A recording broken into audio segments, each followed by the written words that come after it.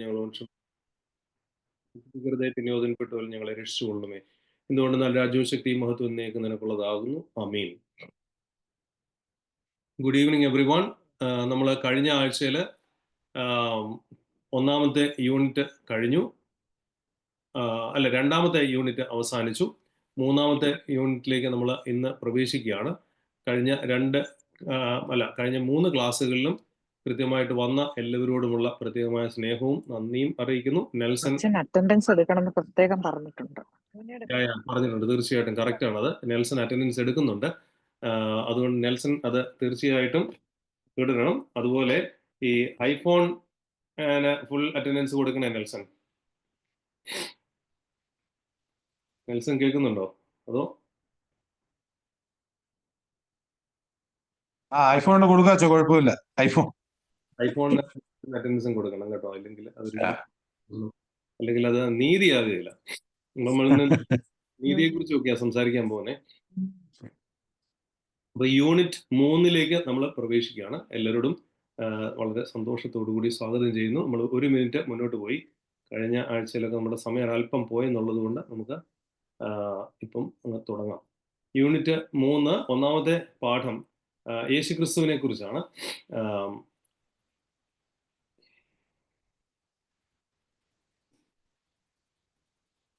Sound പോയാച്ചോ? കേട്ടില്ല, ഒന്ന് പറഞ്ഞേ. അല്ല, ഇപ്പൊ ഇടയ്ക്കൊന്ന് സൗണ്ട് പോയ പോലെ തോന്നി.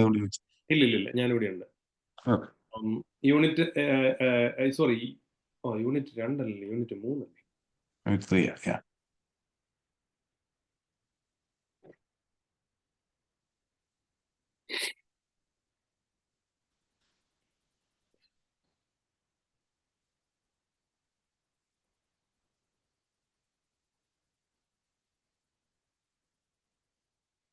ഞാൻ എടുത്ത പാഠം തെറ്റാണ്. ഓക്കെ, യൂണിറ്റ് 3 പുത്രനായ ദൈവം, അതാണ് നമ്മുടെ ഇന്നത്തെ വിഷയം. സോ ഒന്നാമത്തെ നമ്മളിവിടെ ആരംഭിക്കാൻ പോകുന്നത് മശിഹ എന്ന വീണ്ടെടുപ്പുകാരൻ എന്നുള്ള ഒരു ഹൈലൈറ്റോട് കൂടിയാണ്. മശിഹ എന്ന വീണ്ടെടുപ്പുകാരൻ. അപ്പം ആദ്യമായിട്ട് ഞാൻ പറയാൻ ആഗ്രഹിക്കുന്നത്, ഈ വീണ്ടെടുക്കുക എന്ന് പറഞ്ഞാൽ എന്താണ്? What does it mean to redeem? നമുക്ക് ഈ വാക്ക് മലയാളത്തിൽ വളരെ പരിചിതമായിരിക്കുന്ന ഒരു സംഗതിയാണ്. ഞാൻ വളരെ അലർജി പിടിച്ചിങ്ങനെ ഇരിക്കുകയായതുകൊണ്ട് അല്പം സ്ലിപ്പിംഗ് ഒക്കെ ഉണ്ട്. അതുകൊണ്ട് ദയവായിട്ട് എന്നോട് ക്ഷമിക്കണം. എൻ്റെ അലർജി കുറയാൻ നിങ്ങളാരും പ്രാർത്ഥിക്കേണ്ട, കാരണം പ്രാർത്ഥിച്ചിട്ട് വലിയ ഗുണമൊന്നുമില്ല ഇക്കാര്യത്തിൽ. രക്ഷ പ്രാപിക്കാൻ സ്വർഗരാജ്യത്തിലും കാണാൻ പോകാൻ വേണ്ടി നിങ്ങളാരും പ്രാർത്ഥിക്കുന്നുണ്ട്, പ്രാർത്ഥിച്ചു, ചിലപ്പോൾ അതുകൊണ്ട് വല്ല ഗുണം ഉണ്ടായിരിക്കും. അലർജി പോകാൻ വേണ്ടി പ്രാർത്ഥിക്കുന്നത് കാര്യമൊന്നുമില്ല. ഞാൻ രണ്ടുപേരും കൂടെ ഒരുമിച്ച് പോയിക്കോളാം. അപ്പൊ എനിവേ, നമുക്ക് തമാശ വിട്ടിട്ട് സീരീസിലേക്ക് വന്നാൽ, വീണ്ടെടുപ്പുകാരൻ എന്ന് പറഞ്ഞാൽ എന്താണ്? ഒന്നാമത്തെ നല്ല ഉദാഹരണം, വേദോസത്തിൽ നല്ല ഒന്നാമത്തെ ഒരു ഉദാഹരണമുണ്ട്. അത് രൂത്തിന്റെ പുസ്തകത്തിലാണ്. രൂത്തിന്റെ പുസ്തകം 3-4 അധ്യായങ്ങൾ നിങ്ങൾ വായിച്ചു നോക്കണം. അവിടെ ബോവസിനെ രൂത്തിന്റെ ഭർത്താവിന്റെ, അതായത് റൂത്തിന്റെ അമ്മായിപ്പന്റെ പേരായിരുന്നു എലിമേലെക്. എലിമേലെക്കിന്റെ ഭാര്യയുടെ പേരായിരുന്നു നൊവോമി. ഈ നൊവോമിയുടെ മക്കളായിരുന്ന 2 പേരുടെയും ഭാര്യമാര്, അതിൽ ഇളയവന്റെ ഭാര്യയായിരുന്നു രൂത്ത്. ഈ രൂത്തിനെ വീണ്ടെടുക്കുന്നതിന് വേണ്ടിയിട്ട്, ഞാൻ ഈ പറയുന്ന പുസ്തകത്തിൽ ഇല്ലാത്തൊരു സാധനം കേട്ടോ നെൽസൺ, അത് അങ്ങോട്ടും ഇങ്ങോട്ടും റോൾ ചെയ്തിട്ട് കാര്യമില്ല. സാധനം.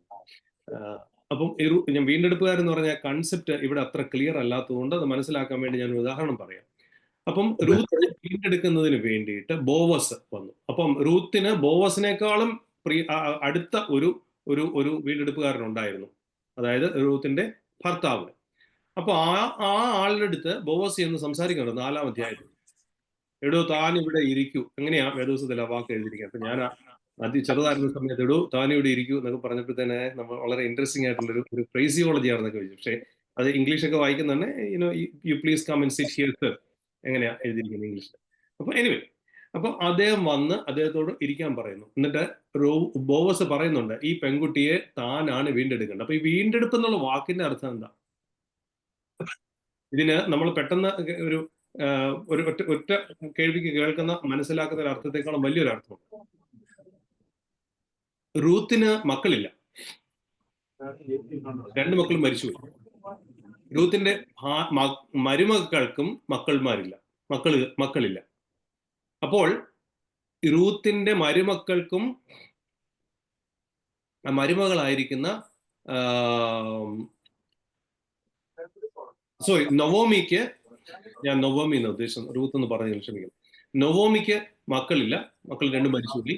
റൂത്തിന് മക്കളില്ല. അപ്പം റൂത്തിന് മക്കളില്ലെങ്കിൽ ഏറ്റവും അടുത്ത ബന്ധുവായിരിക്കുന്ന ആള് ആ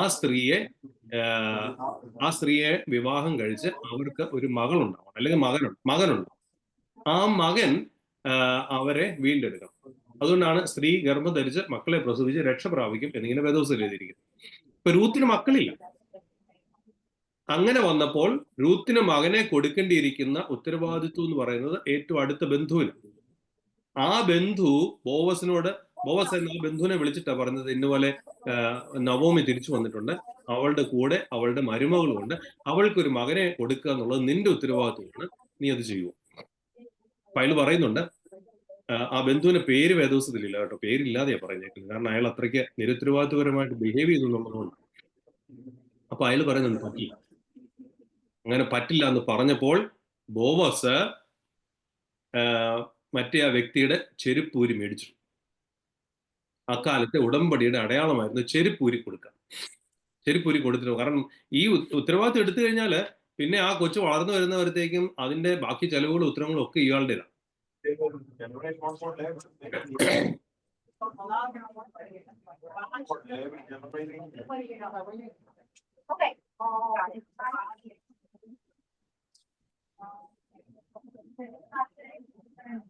വേറെ സൗണ്ട് കയറി വരുന്നുണ്ടല്ലോ, ആരാ മ്യൂട്ട് ചെയ്യണേ?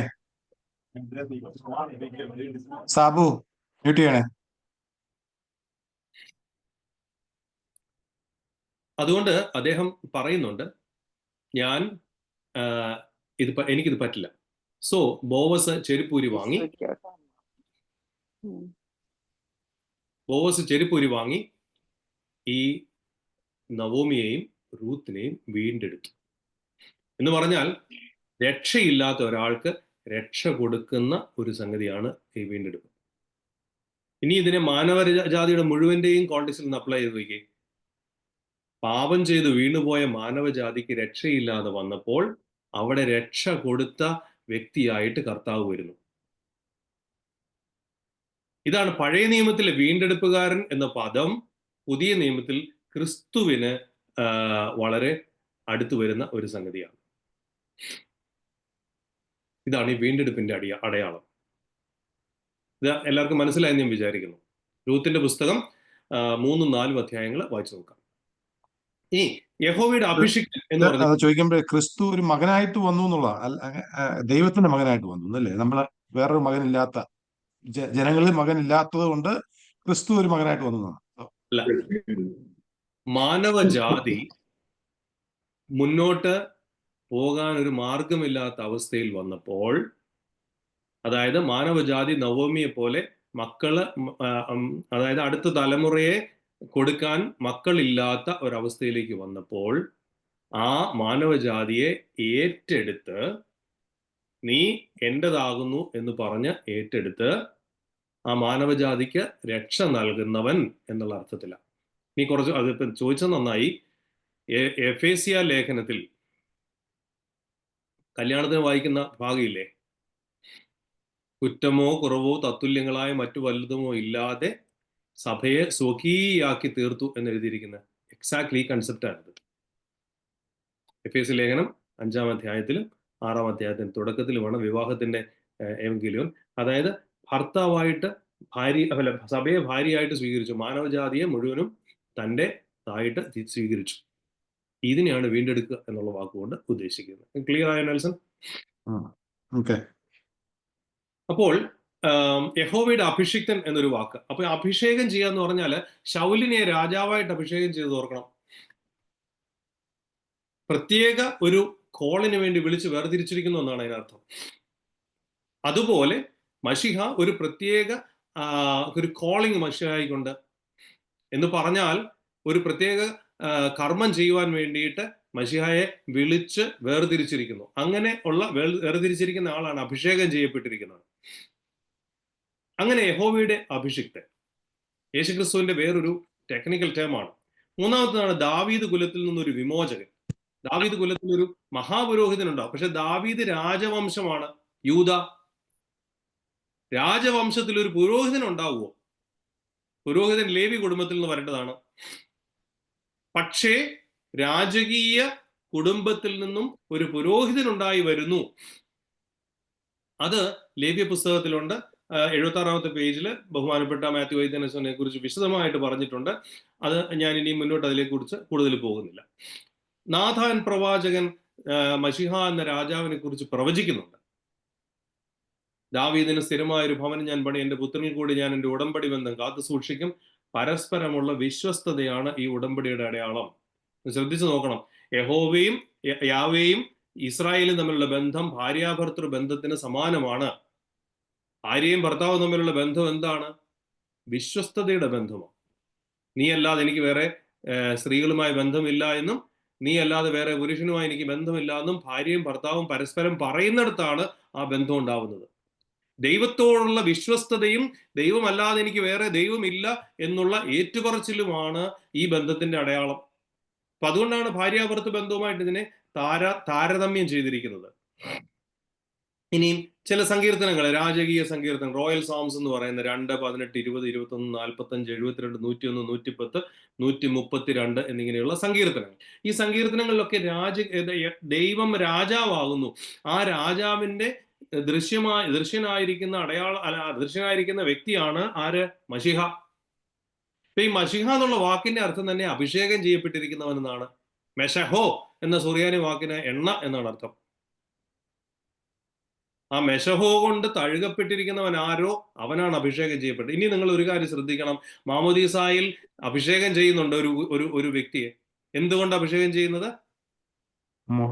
പരിശുദ്ധ മോഹൻ മൂലം. ആ അഭിഷേകം എന്ന് പറയുന്നതാണ് പട്ടത്വം. ഇനി സ്ത്രീകൾക്ക് പട്ടമില്ല എന്നൊക്കെ പറഞ്ഞുകൊണ്ട് ആരെങ്കിലും വന്നു കഴിഞ്ഞാൽ അവരോട് മറുപടി പറയണ്ട, എനിക്കുണ്ട് പട്ടത്വം എന്ന് ധൈര്യമായിട്ട് പറയാൻ സ്ത്രീകൾക്കും സാധിക്കണം. ഞാൻ കഴിഞ്ഞ ആഴ്ച പറഞ്ഞായിരുന്നല്ലോ, ആമീൻ പറയാൻ ഒരാളെങ്കിലും കുർബാനയ്ക്ക് വേണമെന്ന് പറഞ്ഞില്ലേ? അത് പുരുഷന്മാരാ മാത്രമായാലും ഉൾക്കൊള്ളുന്നുണ്ടോ? ഒന്നുമില്ല. സ്ത്രീകൾ സംസാരിച്ചാലും മതി. സ്ത്രീകൾ ആമീൻ പറഞ്ഞാലും ആ ആമീന് ഈക്വൽ വിലയുള്ളൂ. അതുകൊണ്ട് എല്ലാവർക്കും രാജകീയ പൗരോഹിത്യം ഉള്ളവരാണ് എന്ന് നമ്മൾ അറിഞ്ഞിരിക്കണം. എനിക്ക് സമയം കിട്ടുകയാണെങ്കിൽ എപ്പോഴേലും ഞാൻ ഈ വിഷയം സ്ത്രീകളുടെ പൗരോഹിത്യത്തെ കുറിച്ച് വീണ്ടും ഞാൻ വരാം. ഇപ്പം സമയമില്ലാത്തതുകൊണ്ട് അങ്ങോട്ട് മുന്നോട്ട് പോവാണ്. ഉൽപ്പത്തി പുസ്തകത്തിൽ നിന്നുള്ള ഒരുപാട് ഉൾക്കാഴ്ചകളുണ്ട്. അത് വ്യക്തമായിട്ട് എഴുതിയിരിക്കുന്നുള്ളതുകൊണ്ട് ഞാൻ അതിലേക്ക് പ്രവേശിക്കുന്നില്ല. അതേസമയത്ത് പുറപ്പാട് പുസ്തകത്തിൽ പ്രധാനപ്പെട്ട സംസാര വിഷയം എന്ന് പറയുന്നത് പെസഹായാണ്. പെസഹ എന്ന വാക്കിന്റെ അർത്ഥം തന്നെ പാസ് ഓവർ എന്നാണ്. എന്ത് പാസ് ഓവർ? സംഹാരദൂതൻ കടന്നുപോയി. ഈ സംഹാരദൂതൻ കടന്നുപോയപ്പോൾ തൻ്റെ ജനത്തെ രക്ഷിക്കുന്നവനായി, തൻ്റെ ജനത്തിനു വേണ്ടി മരിക്കുന്നവനായ കുഞ്ഞാട്. അപ്പൊ ആ കുഞ്ഞാട് പെസഹ പെരുന്നാളിനോടൊന്നിച്ച് അനുബന്ധിച്ചുള്ള ആ മരണം, ഖബറിൽ ചൊരിയപ്പെട്ട രക്തം എന്ന് പറയുന്നത്, കുരിശിൽ ചൊരിയപ്പെട്ട രക്തം എന്ന് പറയുന്നത് അറക്കപ്പെട്ട കുഞ്ഞാടിന് സമാനമാണ് സമാനമല്ല, അറക്കപ്പെട്ട കുഞ്ഞാട് ഈ കുരിശിൽ മരിക്കുന്നവനായ ക്രിസ്തുവിന്റെ മുൻകുറിയാണ് എന്ന് ആ വാക്കാ ശ്രദ്ധിക്കേണ്ടത്. മുൻകുറി, പ്രീഫിഗറിങ്. അപ്പൊ ആ ഒരു സംഗതി നമ്മുടെ മനസ്സിൽ പ്രത്യേകമായിട്ട് മശിഹായെ കുറിച്ച് ഇരിക്കേണ്ടതാണ്. അതുപോലെ തന്നെയാണ് യാക്കോബിൽ നിന്ന് ഉദിക്കുന്ന നക്ഷത്രം എന്ന വാക്ക്. ശ്രദ്ധിച്ചു നോക്കണം. ഒരു പിച്ചള സർപ്പത്തെ ഉയർത്തുന്നു. സർപ്പത്തിന്റെ കടിയേറ്റവർക്ക് സർപ്പത്തെ നോക്കിയാൽ രക്ഷ ലഭിക്കും എന്ന് പറയുന്നു. ഇത് സത്യത്തിൽ അതൊരു ഓക്സിമോറോൺ അല്ലേ? പരസ്പര വിരുദ്ധമായ കാര്യങ്ങളല്ലേ? പക്ഷേ അവിടെയാണ് രക്ഷ. അവിടെയാണ് രക്ഷ. പിശാചിന്റെ കൗശലത്തിൽ തന്നെ തോൽപ്പിച്ചു കളയുന്നു. യേശു എന്ന വാക്കിന്റെ അർത്ഥം യോശുവ എന്ന വാക്കിന്റെ ഒരു ഡെവലപ്മെന്റ് ആണ്. ഓസിയോ എന്നാണ് സുറിയാനിയിലെ വാക്ക്. ഓസിയോ എന്നുള്ള വാക്കിന്റെ അർത്ഥം മെഡിക്കൽ ഡോക്ടർ എന്നാണ്. മാനവരാശിക്ക് ഭവിച്ച രോഗത്തെ മാറ്റുവാൻ വേണ്ടി കടന്നു വന്ന ആളാണ് ആര്? യേശുക്രിസ്തു. അപ്പം യേശുക്രിസ്തു വൈദ്യനാണ്. പുതിയ നിയമത്തിൽ എത്രയോ പേർക്ക് അവൻ സൗഖ്യം നൽകുന്നുണ്ട്. ഈ സൗഖ്യമൊക്കെയും അവന്റെ വൈദ്യത്വത്തിന്റെ അടയാളമാണ്. ഞാനിപ്പം ഈ പിച്ചള സർപ്പത്തെ കുറിച്ച് പറഞ്ഞില്ലേ? ഈ മെഡിക്കൽ രംഗത്ത് ജോലി എടുക്കുന്നവരൊക്കെ എല്ലാവർക്കും അറിയാലോ, മെഡിസിന്റെ അടയാളം എന്താണ്? ഒരു പാമ്പല്ലേ? ഈ പാമ്പ് എവിടുന്ന് വന്നേക്കുന്നതാ? ഈ കോണ്ടെക്സിൽ നിന്നാ. പിച്ചള സർപ്പം ഈ കോണ്ടെക്സിൽ നിന്നാ. അപ്പൊ ആ പ്രതീക്ഷകളൊക്കെ പുതിയ നിയമത്തിൽ പൂർത്തീകരിക്കപ്പെട്ടിരിക്കുന്നു. ഈ പുതിയ നിയമത്തിൽ പൂർത്തീകരിക്കപ്പെട്ടിരിക്കുന്ന ഓരോ പഴയ നിയമ മുൻകുറികളും പുതിയ നിയമത്തിൽ പൂർത്തീകരിക്കപ്പെട്ടിരിക്കുന്നു. ഇത് ആണ് മശിഹ, ദൈവത്തിന്റെ അഭിഷിക്തനായിരിക്കുന്ന മശിഹ എന്ന് പറയുന്നതിന്റെ അടിസ്ഥാനപരമായ അർത്ഥം. ദൈവത്തിന്റെ മശിഹ അഭിഷിക്തനാണ്. ആരാൽ അഭിഷേകം ചെയ്യപ്പെട്ടിരിക്കുന്നു? ദൈവത്താൽ അഭിഷേകം ചെയ്യപ്പെട്ടിരിക്കുന്നു. അവൻ വീണ്ടെടുപ്പുകാരനാണ്. ഒരു കൊച്ചുകാരോട് പറഞ്ഞ് ഈ ചാപ്റ്റർ ഞാൻ അവസാനിപ്പിക്കാം. അതായത് ബോവാസിന്റെ കളപ്പുരയിൽ റൂത്ത് ബോവാസുമായി സൗഹൃദം സ്ഥാപിക്കുന്ന ആ സ്ഥലം അത് ബെത്ലഹേമായിരുന്നു. അവിടെയാണ് ആര് ജനിച്ചത്? യേശുക്രിസ്തു. എത്ര പ്ലാൻഡ് ആയിരുന്നു എന്ന് ആലോചിച്ച് നോക്കി. ആ ഒരു പ്ലാനിങ്ങിന്റെ അടിസ്ഥാനത്തിൽ വേണം നമ്മൾ ഈ ഇത് കണക്ക് ആലോചിച്ച് നമ്മളൊന്ന് ചിന്തിച്ചാൽ അത്ഭുതപ്പെട്ടു പോകും. 2200-3000 വർഷങ്ങൾക്ക് മുമ്പ്, ഇപ്പം മുതൽ ഒരു 4000 വർഷങ്ങൾക്ക് മുമ്പ് മുതൽ ഇതിങ്ങനെ സാവധാനം 1, 2, 3 എന്നും പറഞ്ഞ് ഇങ്ങനെ ഓരോന്ന് കണക്ട് ചെയ്ത് അത് മുഴുവനും കർത്താവ് എന്ന് പറയുന്ന യേശുക്രിസ്തു എന്ന് വിളിക്കുന്ന ഒരു വ്യക്തിയിൽ കൊണ്ടുവന്ന് അതിനെ മുഴുവനും കണക്ട് ചെയ്ത് അവിടെ നിന്ന് ഇങ്ങോട്ട് രക്ഷ നമുക്ക് തന്നു നമ്മളെ ഇവിടം വരെ 2025 വരെ കൊണ്ട് എത്തിച്ചു എന്ന് പറഞ്ഞാൽ അതൊന്ന് ആലോചിച്ച് നോക്കി, എത്ര അത്ഭുതകരമായിരിക്കുന്നു. ഇനി യേശുക്രിസ്തു, നമുക്ക് പുതിയ നിയമത്തിലേക്ക് വരാം. യേശുക്രിസ്തുവിന്റെ ജീവിതം, ഉപദേശങ്ങൾ, ഇങ്ങനെയുള്ള സംഗതികളെ കുറിച്ച് നമുക്കൊന്ന് ഒരു നിമിഷം ഒന്ന് ചിന്തിച്ചു നോക്കാം. യേശുക്രിസ്തുവിന്റെ ജീവിതം എന്താണ്? സുവിശേഷം എന്താണ്? ഉപദേശം എന്താണ്? സുവിശേഷം എന്നുള്ള വാക്കിന്റെ അർത്ഥം എന്തായിരുന്നു? നല്ല വാർത്ത എന്ന അർത്ഥം. Good news. നല്ല വാർത്ത. ലോട്ടറി അടിച്ചെന്ന് പറയുന്ന പോലെ ലോട്ടറി അടിക്കാൻ നല്ല വാർത്തയാണെന്ന് വിചാരിക്കില്ല കേട്ടോ. ചിലപ്പോൾ ലോട്ടറി അടിച്ച മഹാകുരിശായിട്ട് മാറും. അതുകൊണ്ട് ലോകത്തിലെ ലോട്ടറിയെ കുറിച്ച് അധികം ചിന്തിക്കരുത്. പക്ഷേ സ്വർഗം കിട്ടുന്ന ഒരു ലോട്ടറി ഉണ്ടല്ലോ, അതൊരു വലിയ ലോട്ടറിയാണ്. അത് നമുക്ക് കിട്ടുന്നു എന്ന് പറയുന്ന പോലത്തെ ഒരു വലിയ വാർത്തയാണ് ഇത്. അപ്പോൾ യേശുക്രിസ്തുവിനെ സംബന്ധിച്ച് ആദിമസഭ എന്താണ് മനസ്സിലാക്കിയത്? അപ്പൊ വേദപുസ്തകത്തിലെ സുവിശേഷങ്ങൾ എന്ന് പറഞ്ഞാൽ എന്താണ്? പലരും വിചാരിച്ചു വെച്ചിരിക്കുന്ന സുവിശേഷം എന്ന് പറയുന്നത് കർത്താവിന്റെ ജീവചരിത്രമാണ്. അല്ല.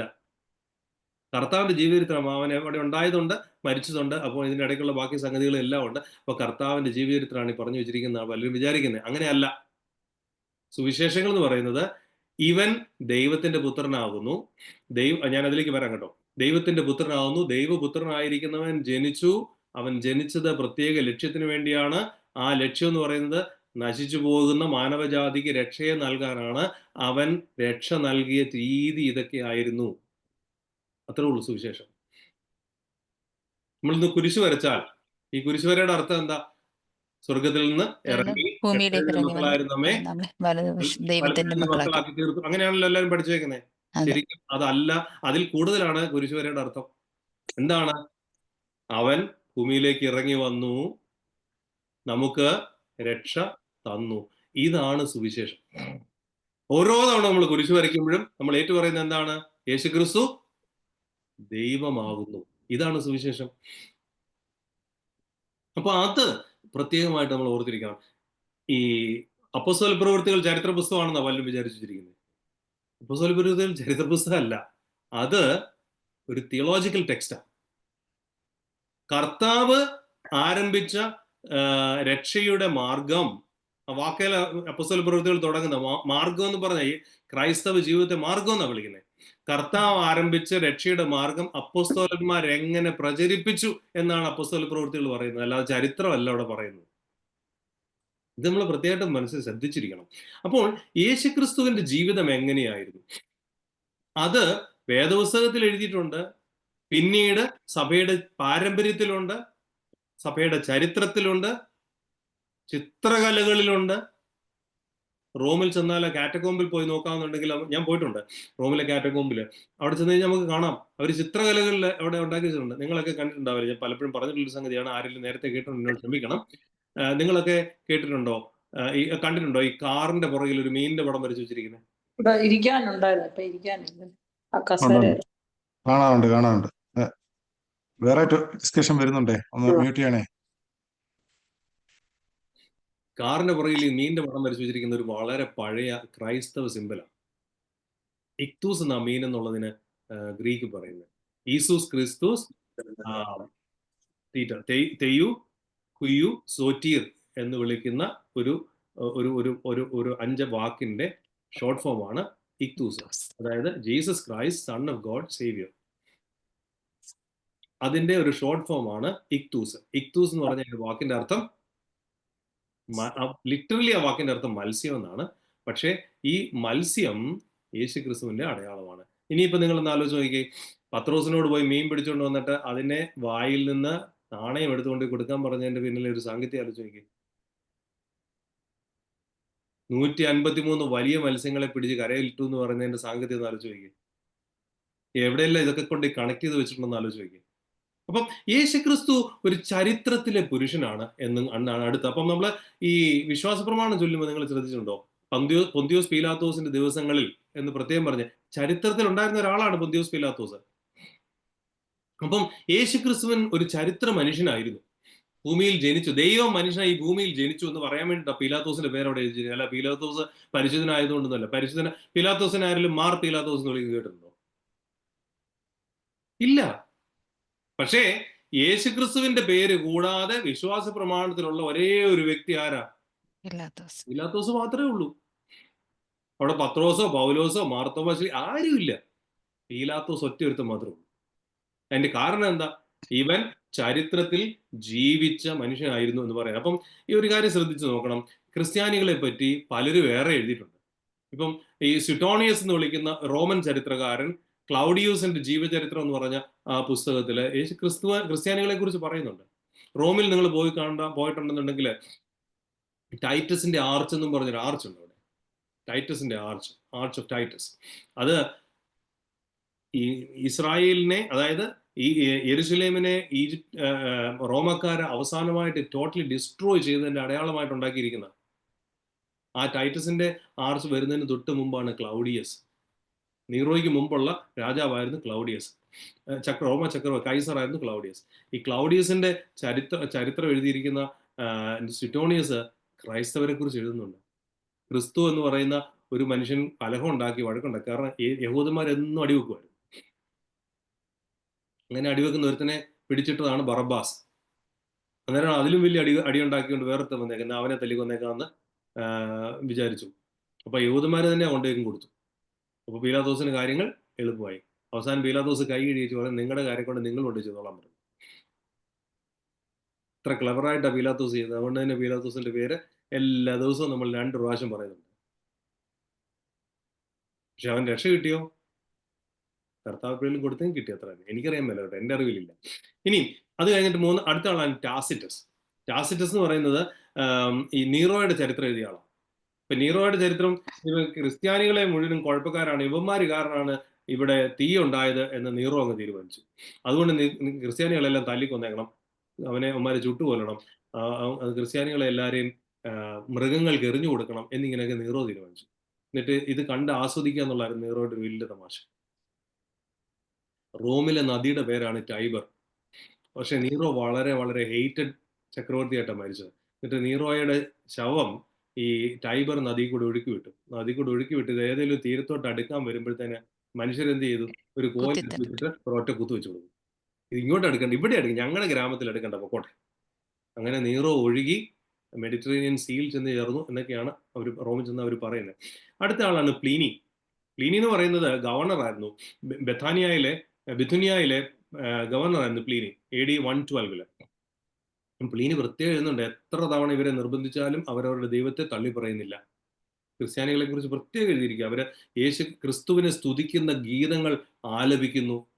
അവര് ദൈവം എന്ന മട്ടിലാണ് ക്രിസ്തുവിനെ കാണുന്നത്. ഈ അന്ധവിശ്വാസം ഞാൻ ഒരുപാട് ഇല്ലാതാക്കാൻ ശ്രമിച്ചു. പക്ഷെ അവര് അന്ധവിശ്വാസത്തിൽ നിന്നും പുറകോട്ട് പോകുന്നില്ല. അവർക്ക് അന്ധവിശ്വാസമല്ല, അതവർക്ക് വിശ്വാസമാകുന്നു എന്ന് എഴുതിയിരിക്കുക. പിന്നത്തെ ഒരാളാണ് ജോസീഫസ്. ജോസീഫസിന്റെ ദി ജൂവിഷ് ആന്റിക്വിറ്റീസ്. ഇത്ര നേരം പറഞ്ഞ റോമൻ ചരിത്രകാരന്മാരായിരുന്നെങ്കിൽ ജോസീഫസ് ഒരു യഹൂദനാണ്. യഹൂദൻ. അദ്ദേഹം ജൂവിഷ് ആന്റിക്വിറ്റീസ് എന്ന് പറയുന്നത്, ഞാൻ ആ പുസ്തകം എൻ്റെ കയ്യിലുണ്ട്, ഞാൻ ആ പുസ്തകം വായിച്ചിട്ടുണ്ട്. അവിടെ യേശുക്രിസ്തുവിന്റെ സഹോദരനായിരിക്കുന്ന യാക്കോബ് ശ്ലീഹായെ കൊണ്ടുപോയി സന്നിധിനി സംഘം വിസ്തരിച്ചതിനെ കുറിച്ച് എഴുതുന്നുണ്ട്. അതിനകത്തും ക്രൈസ്തവരെ കുറിച്ച് പറയുന്നുണ്ട്. അത് വേറൊരു സ്ഥലത്ത് ഇത് അച്ഛൻ എഴുതിയിട്ടില്ല. പക്ഷെ വേറൊരു സ്ഥലത്ത് ബഹുമാനപ്പെട്ട വേറൊരു സ്ഥലത്ത് ഈ ജോസീഫസ് എഴുതുന്നുണ്ട്, ക്രിസ്തു എന്ന് പറഞ്ഞ ഒരു വഴക്കുണ്ടാക്കുന്ന ഒരുത്തനെ ട്രൈ ചെയ്ത് കൊന്നുവെന്നും വേറെ എഴുതിയിട്ടുണ്ട്. അപ്പോൾ ഇത് ചരിത്രത്തിലുണ്ടായിരുന്ന ഒരു മനുഷ്യനായിരുന്നു യേശുക്രിസ്തു എന്നാണ് ഇതുകൊണ്ട് പ്രത്യേകിച്ച് ഉദ്ദേശിക്കുന്നത്. അപ്പൊ ഇനി ഇത് മനുഷ്യനെ രക്ഷിക്കാൻ വേണ്ടി ചരിത്രത്തിലേക്ക് ഇറങ്ങി വന്ന ദൈവമാകുന്നു എന്നുള്ളതായിരുന്നു ക്രിസ്ത്യാനികളുടെ അടുത്ത ക്ലെയിം. അവനാണ് ദൈവം. അപ്പം കാലസമ്പൂർണത വന്നപ്പോൾ, കാലത്തികവിൽ, ഗലാത്യ ലേഖനം 4-ാം അധ്യായം 4-ാം വാക്യം, അതുപോലെ തന്നെ സുവിശേഷത്തിലും ഉണ്ട്, കാലത്തികവിൽ കന്യകയുടെ അടുത്തേക്ക് ദൈവം ഗബ്രിയേൽ മാലാഖയെ അയച്ചു. അപ്പൊ ഇതാണ് കാലത്തികവ് എന്നുള്ളത്. കാലം തികഞ്ഞിരിക്കുന്നു. അപ്പൊ അങ്ങനെ കർത്താവ് ജനിക്കുന്നു. അതാണ് സുവിശേഷത്തിൽ ഒന്നാമത് പറയുന്നത്. 2, പരസ്യ ശുശ്രൂഷയ്ക്കുള്ള ഒരുക്കം. യേശുക്രിസ്തു തന്റെ പരസ്യ ശുശ്രൂഷ ആരംഭിക്കുകയാണ്. അവൻ ഒരു കന്യകയിൽ നിന്ന് ജനിക്കുന്നു. അവൻ ഈ യാക്കോബിന്റെ തക്സായിൽ കുർബാന ചൊല്ലുന്ന സമയത്ത് ശേലാകർമ്മം, മാമോദീസ, കുരിശാരോഹണം, മരണം, 3-ാം ദിവസം ഉയർത്തെഴുന്നേൽപ്പ്, സ്വർഗാരോഹണം, ഇവയൊന്നും ഞങ്ങൾ വിസ്മരിക്കുന്നില്ല എന്ന് പ്രത്യേകം എഴുതി വെച്ചിട്ടുണ്ട്. ചരിത്രത്തിൽ ഇത് മുഴുവനുമാണ് കർത്താവിന്റെ മനുഷ്യാവതാരത്തിലെ അടിസ്ഥാനപരമായ കാര്യങ്ങൾ. ഇതെല്ലാം പരസ്യ ശുശ്രൂഷയുടെ കാലഘട്ടത്തിൽ നടന്നതാണ്. അപ്പൊ ഈ പരസ്യ ശുശ്രൂഷ എന്ന് പറയുന്നത് 3 വർഷക്കാലം. അതെങ്ങനെ നമുക്ക് മനസ്സിലാകുന്നു 3 വർഷമായിരുന്നു എന്ന്? യോഹന്നാന്റെ സുവിശേഷം വായിക്കും. യോഹന്നാന്റെ സുവിശേഷം 2-ാം അധ്യായം 13-ാം വാക്യത്തിൽ ഒന്നാമത് ഒരു പെസഹ പെരുന്നാളിനെ കുറിച്ച് പറയുന്നുണ്ട്. അത് ഏപ്രിൽ മാസത്തിലാണ് പെസഹ വരുന്നത്. അത് കഴിഞ്ഞിട്ട് 2-ാമത്തെ പെസഹ 11-ാം അധ്യായം 55-ാം വാക്യത്തില്, 2-ാമത്തെ പെസഹ എന്ന് പറയുന്നത് 6-ാം അധ്യായം 4-ാം വാക്യത്തിലും, 3-ാമത്തെ പെസഹ എന്ന് പറയുന്നത് 11-ാം അധ്യായം 55-ാം വാക്യത്തിലും. ഒരു 3 പെസഹ പെരുന്നാൾ വരണമെന്നുണ്ടെങ്കിൽ 2 വർഷത്തിൽ കൂടുതൽ ഈ വ്യക്തി പബ്ലിക്കലി ജീവിച്ചിരുന്നിട്ടുണ്ടാവണം. അങ്ങനെയാണ് ഈ 3 വർഷം എന്ന് പറയുന്നത്. ശരിക്കും എക്സാക്ട്ലി 3 years, അതായത് 365 ദിവസത്തിന്റെ 3 വർഷക്കാലം കൊണ്ടായിരുന്നു എന്ന് ചോദിച്ചാൽ എനിക്കറിയാൻ മേല. പക്ഷെ 3 പെസഹ അവൻ ആചരിച്ചു എന്ന് നമുക്ക് മനസ്സിലാകുന്നുണ്ട്. അവൻ 30 വയസ്സിലാണ് പബ്ലിക് ശുശ്രൂഷ ആരംഭിച്ച എന്ന് പറയുന്ന ഒരു സംഗതിയും കൂടെ നമ്മൾ വായിക്കുന്നുണ്ട്. ലൂക്കോസിന്റെ സുവിശേഷം 3-ാം അധ്യായം 24-ാം വാക്യം. അപ്പം 3 കോണ്ടെക്സ്റ്റിൽ നമുക്ക് ഇതിനെ കാണാം. ഒന്ന്, കർത്താവിന്റെ entry into the service, into this public ministry. 2, അവന്റെ സെക്കൻഡ്, അതായത് 1-ാമത്തെ പെസഹ മുതൽ 2-ാമത്തെ പെസഹ വരെ അവന്റെ എൻട്രി ആണ്. 2-ാമത്തെ പെസഹ മുതൽ 3-ാമത്തെ പെസഹ വരെ അവന് പ്രസിദ്ധി കിട്ടിയ ഒരു പാർട്ടാണ്. 3-ാമത്തെ പെസഹ മുതൽ 2-ാമത്തെ പെസഹ മുതൽ 3-ാമത്തെ പെസഹ വരെ അവന്റെ പ്രാതികൂല്യങ്ങളുടെ കാലഘട്ടമായിരുന്നു. അങ്ങനെ 3 കാലങ്ങളായിട്ട് അവനെ നമുക്ക് മനസ്സിലാക്കാം. ഇത് കഴിഞ്ഞിട്ടാണ് യേശുക്രിസ്തു അപ്പോസ്തലന്മാരെ നിയമിച്ചത്. അപ്പോസ്തലന്മാരെ അവരെ വിളിച്ചത് എന്താ? തന്നോട് കൂടെ ആയിരിക്കാനും തന്റെ കൂടെ ശുശ്രൂഷിക്കുവാനും വേണ്ടി അവൻ അപ്പോസ്തലന്മാരെ പ്രത്യേകമായിട്ട് വിളിച്ചു. ഈ അപ്പോസ്തലന്മാരിൽ വേറെ പ്രത്യേകമായിട്ട് വിളിച്ച് 12 പേരുണ്ട്. അപ്പം നമ്മൾ അപ്പോസ്തലന്മാർ എത്ര പേരുണ്ടെന്ന് വെച്ചാൽ എല്ലാവരും ഉത്തരം പെട്ടെന്ന് പറയും 12 പേര്. അല്ല, 70 അറിയിപ്പുകാരും അവരും അപ്പോസ്തലന്മാര്. അയക്കപ്പെട്ടവൻ എന്ന വാക്കിന്റെ അർത്ഥം. ശിലോഹോം കുളത്തിലേക്ക് ഈ അന്ധനെ കർത്താവ് അയച്ചപ്പോൾ അവനും അപ്പോസ്തലനാണ്. ലോകത്തിലേക്ക് അയക്കപ്പെടുന്ന നമ്മൾ ഓരോരുത്തരും അപ്പോസ്തലന്മാരാണ്. പക്ഷെ 12 പേരെന്ന് പറയുന്ന ഒരു സ്പെഷ്യൽ കോളേജ് 12 ആണ്. അപ്പൊ 12 എന്നാണ് അവരെ വിളിക്കുന്നത്. അപ്പൊ അവര് യേശുക്രിസ്തുവിന്റെ അത്ഭുതങ്ങളെ കാണുന്നു. അപ്പൊ ഈ പല അത്ഭുതങ്ങളും അവിടെ നടക്കുന്നുണ്ട്. ഇപ്പൊ ഈ അത്ഭുതങ്ങളൊക്കെ അവിടെ നടക്കുന്നത് എന്തിനാണ്? പ്രധാനമായിട്ടും യേശുവിന്റെ വ്യക്തിത്വത്തോട്, അല്ലെങ്കിൽ അവന്റെ മനുഷ്യത്വത്തോട്, അവന്റെ ആളത്വത്തോട് ചേർന്നിട്ടുള്ള അത്ഭുതങ്ങളൊക്കെ ഉണ്ട്. കന്യകാജനനം, ഉയർത്തെഴുന്നേൽപ്പ്, അങ്ങനെയൊക്കെ സ്വർഗ്ഗാരോഹണം, ഇങ്ങനെ അവന്റെ ആളത്വവുമായി ബന്ധപ്പെട്ട പല അത്ഭുതങ്ങൾ. 2, പ്രകൃതിയുടെ മേലുള്ള അത്ഭുത പ്രവർത്തനങ്ങളുണ്ട്.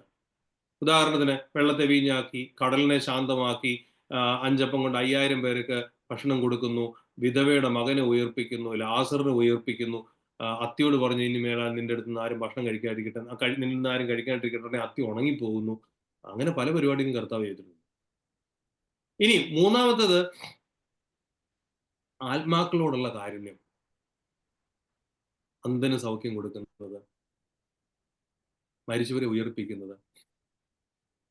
അവനോട് കരുണ തോന്നി. ഈ കരുണ തോന്നുന്നത്, അങ്ങനെയൊക്കെയുള്ള അത്ഭുതങ്ങളും നമുക്ക് കാണാം. പക്ഷേ ഈ അത്ഭുതങ്ങളുടെ ഒരു സാങ്കത്യം എന്താണ്? അത്ഭുതം ഇല്ലേ നമ്മൾക്ക് ദൈവത്തിൽ വിശ്വസിക്കാൻ ഒക്കെയല്ലേ? കർത്താവ് തന്നെ പറയുന്നുണ്ട്, ഈ അത്ഭുതങ്ങൾ കണ്ടതുകൊണ്ടാണ് നിങ്ങൾ എൻ്റെ അടുത്ത് വരുന്നത് എനിക്കറിയാം, അതുകൊണ്ട് ഞാൻ ഇവിടെ അത്ഭുതമൊന്നും പ്രവർത്തിക്കുന്നില്ല. അപ്പൊ അത്ഭുതം ഉണ്ടാക്കുന്നതാണോ കർത്താവിന്റെ ജോലി? കർത്താവ് ഒരു ഒരു ഒരു എന്താ ഒരു റൈറ്റ് വേർഡ് എന്തായിരിക്കും? ഒരു ഹീറോയിസം കാണിക്കാൻ വേണ്ടിയിട്ടൊന്നും അല്ല കർത്താവിന്റെ ലക്ഷ്യം. കർത്താവിന് എത്ര വാട്സാപ്പിൽ എത്ര ഷെയർ കിട്ടിയെന്നും ഫേസ്ബുക്കിൽ എത്ര ലൈക്ക് കിട്ടിയെന്നും കർത്താവിന് കിട്ടിയിട്ട് പ്രത്യേകിച്ച് വലിയ കാര്യമില്ല. മാജീഷ്യൻ അല്ല കർത്താവ്. അതിനു വേണ്ടിയിട്ടും അല്ല കർത്താവ് ഇത് ചെയ്തത്. പകരം എന്തിനു വേണ്ടിയിട്ടാണ്? സ്വർഗരാജ്യം വന്നിരിക്കുന്നു എന്ന് കാണിക്കാൻ വേണ്ടിയിട്ട്. വിശ്വാസമില്ലാത്തവർക്കാണ് അത്ഭുതങ്ങൾ കാണിച്ചു കൊടുത്തത്. അന്ന് കർത്താവ് കാണിച്ച അത്ഭുതത്തെ വിശ്വസിക്കാൻ മേലാത്തവർക്ക് ഇന്നിനി എന്നാ അത്ഭുതം കാണിച്ചാലും അവര് കുറച്ചു നാളത്തേക്ക് വിശ്വസിക്കും. അത് കഴിഞ്ഞ് പിന്നെ അത്ഭുതത്തിന്റെ ചൂട് പോയപ്പോ വിശ്വാസം താഴെപ്പോകും. അതുകൊണ്ട് ഈ അത്ഭുതം കാണാതെ വിശ്വസിക്കുന്നവൻ ഭാഗ്യവാൻ.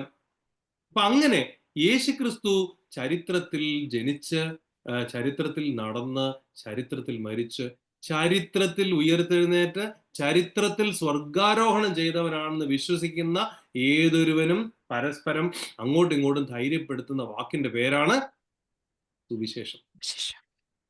ഇനി ഒരു കാര്യം കൂടെ പറഞ്ഞ് ഞാൻ അവസാനം, നിങ്ങൾക്ക് ആർക്കും, നിങ്ങളെ അച്ഛന്മാരല്ലാത്ത ആർക്കും അറിയത്തില്ലാത്തൊരു കാര്യം കൂടെ പറയാം. തൂയോബ പ്രാർത്ഥന തുടങ്ങുന്ന സമയത്ത് കാസായും ബിലാസായും കയ്യിൽ ഇങ്ങനെ എടുത്ത് പിടിച്ചുകൊണ്ട് ചൊല്ലുന്ന പ്രാർത്ഥനയിൽ എക്സാക്ട്ലി ഇത് മുഴുവൻ പറയും.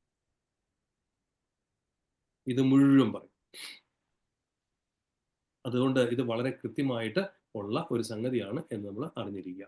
ഇനി മൂന്നാമത്തെ പാഠത്തിലേക്ക് പ്രവേശിക്കാം. പേഴ്സൺ ഓഫ് ക്രൈസ്റ്റ്, യേശുക്രിസ്തുവിന്റെ ആളത്വം. 3 തരം ക്രിസ്റ്റോളജി എന്ന് പറഞ്ഞാൽ യേശുക്രിസ്തുവിനെ കുറിച്ചുള്ള പഠനം എന്നാണ്. അപ്പൊ 3 തരം ക്രിസ്റ്റോളജികളുണ്ട്. ഒന്ന് സിനോപ്റ്റിക് ക്രിസ്റ്റോളജി എന്ന് പറയുന്നത് സമവീക്ഷണ ക്രിസ്തുശാസ്ത്രം. മത്തായി, മർക്കോസ്, ലൂക്കോസ്, ഈ 3 സുവിശേഷങ്ങളെയാണ് സമവീക്ഷണ സുവിശേഷങ്ങൾ. കാരണം ഈ 3 സുവിശേഷവും മർക്കോസിന്റെ സുവിശേഷവും ഉണ്ടാക്കിയേക്കുന്ന ദ ക്വെല്ലെ എന്ന് വിളിക്കുന്ന ഒരു ടെക്സ്റ്റ് ഉണ്ട്. ആ ടെക്സ്റ്റിൽ നിന്ന് ഉണ്ടാക്കിയിട്ടുള്ള അതിനെ അടിസ്ഥാനപ്പെടുത്തി എഴുതിയിട്ടുള്ള സംഗതികളായതുകൊണ്ട് ഇതിന്റെ 3ന്റെയും ഔട്ട്ലുക്ക് സെയിമാണ്. അപ്പൊ അങ്ങനെയുള്ള ആ സിനോപ്റ്റിക് ഗോസ്പെൽസിനകത്തുള്ള ക്രിസ്റ്റോളജിയാണ് ഒന്ന്. 2 പരിശുദ്ധനായ യോഹന്നാൻ ശ്ലീഹായുടെ ക്രിസ്റ്റോളജി, അതിനെ ജോഹനൈൻ ക്രിസ്റ്റോളജി എന്ന് വിളിക്കും. അത് കഴിഞ്ഞ് 3ാമത്തെ ക്രിസ്റ്റോളജി പരിശുദ്ധനായ പൗലോസ് ശ്ലീഹായുടെ ക്രിസ്റ്റോളജിയാണ്, അതിനെ പൊളൈൻ ക്രിസ്റ്റോളജി എന്ന് വിളിക്കും. ഇതിൽ ഓൾഡസ്റ്റ് ക്രിസ്റ്റോളജി ഏതെന്നറിയാം? ഓൾഡസ്റ്റ് ക്രിസ്റ്റോളജി ആരുടേന്ന് അറിയാം? 3 പേരുടെ പേര് അല്ല. മർക്കോസും ലൂക്കോസും അല്ല ഒന്നല്ലേ? സിനോപ്റ്റിക്. ഓൾഡസ്റ്റ് ആരുടേന്ന് അറിയാമോ? പൗലോസിന്റെ. കറക്റ്റ്. മോളെ, നിനക്കൊരു $100 ഗിഫ്റ്റ് കാർഡ് തരണമെന്ന് എനിക്ക് ആഗ്രഹമുണ്ട്, പക്ഷെ കാശില്ലാത്തതുകൊണ്ടാണ് കേട്ടോ. തമാശ പറഞ്ഞാണേ, എല്ലാരും ഇപ്പൊ ആരെങ്കിലും ഉറങ്ങാതിരിക്കുക. ഓക്കെ, പൗലോസിന്റെ ക്രിസ്റ്റോളജി ഏറ്റവും പഴയത്. കാരണം ആദ്യം ഇത് എഴുതിയേക്കുന്ന ആരാന്നറിയാം? ഏറ്റവും ആദ്യം ക്രൈസ്തവർക്ക് വേണ്ടി ലേഖനങ്ങൾ എഴുതിയ ആരാണ്? പൗലോസ്. അതുകൊണ്ട് ഓക്കെ, ഇനി നമുക്ക് മുന്നോട്ട് പോകാം. യേശുക്രിസ്തു മനുഷ്യനാണ്, മനുഷ്യപുത്രനാണ്, ദൈവപുത്രനാണ്, വചനമാകുന്ന ദൈവമാകുന്നു, കർത്താവാകുന്നു, സൃഷ്ടാവാകുന്നു, രണ്ടാം ആദാമാകുന്നു, ആൽഫയാകുന്നു, ഒമേഗയാകുന്നു, കർത്താവിന്റെ കുഞ്ഞാടാകുന്നു, ദാസനാണ്. ഇങ്ങനെ അനേകം പദങ്ങൾ മൂലം ക്രിസ്തുവിനെ വർണ്ണിച്ചിട്ടുണ്ട്. അപ്പൊ ഇതിനെക്കുറിച്ച് നമുക്കൊന്ന് ചിന്തിച്ചു നോക്കണം. ഒന്നാമത് നമുക്ക് സിനോപ്റ്റിക് ഗോസ്പെൽസിനകത്തുള്ള ക്രിസ്തുവിനെ, പൗലോസിന്റെ ഏറ്റവും ഓൾഡസ്റ്റ് ആണെന്ന് പറഞ്ഞത് എഴുതിയത് പ്രമാണിച്ചാണ് പറഞ്ഞത്. അതെ, അത് അതിന്റെ റൈറ്റിംഗ് ഏജ് വെച്ചാണ് പറഞ്ഞത്. പൗലോസാണ് ആദ്യമായിട്ട് ലേഖനങ്ങൾ എഴുതുന്നിടത്താണ് ക്രിസ്തുവിനെ കുറിച്ചുള്ള എഴുത്തുകൾ വരുന്നത്.